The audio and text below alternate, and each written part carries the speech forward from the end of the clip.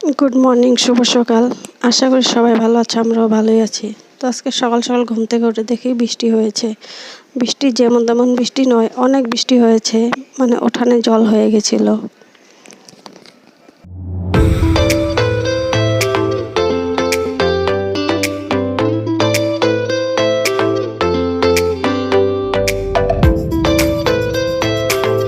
তো সকালে নাস্তা টাস্তা করে বাবা মাংস নিয়ে আসলো, ওগুলো ধুয়ে টুয়ে নুন হলুদ মেখে রাখলাম। আর এদিকে মাছ এনেছে, মাছ কাটতে যাবো এখন আমি।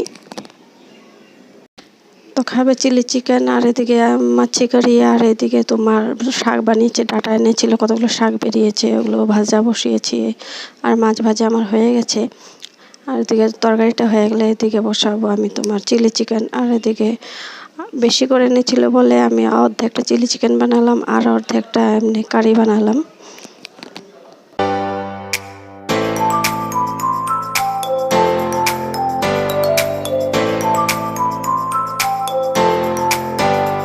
তো আজকে ওর বাবার বার্থডে বলে আমি বলিনি ওর বাবাকে, ওর ছেলেও বলেনি, উইশ করিনি এখনও, ওর বাবাকে সারপ্রাইজ দিব বলে।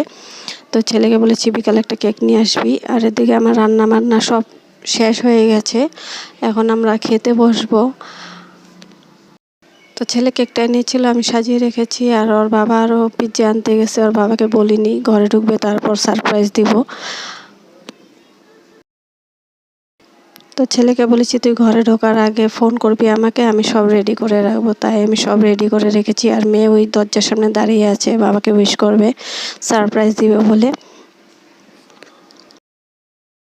তো এইদিকে ওর বাবা ঢোকার আগে মেয়ে বলে দিয়েছে বাবা হ্যাপি বার্থডে। ওর বাবাকে ভালো করে দিতেই পারলাম না সারপ্রাইজটা। আর মেয়ে বলছে তাড়াতাড়ি আসো, আমি কেক কাটবো। তো বললাম তোর বার্থডে নাকি বাবার বার্থডে, তুই কেন কেক কাটবি? তো বাবার হাত ধরে ও কেকটা কেটে নিল, আর এদিকে সবাইকে খাওয়া দাওয়া করে দিল। আর এদিকে মিনি পিৎজা নিয়ে আসছে আমাদের এদিকে বসে মিনি পিৎজা। তো এদিকে দুই ভাই বোনের জন্য মিনি পিৎজা নিয়ে আসলো, ওরা এখন পার্টি চলবে। পরে আবার দেখা হবে তোমাদের সাথে। তো ভালো লাগলে লাইক করবে, কমেন্ট করবে, সাবস্ক্রাইব করবে। Tata, bye bye, good night.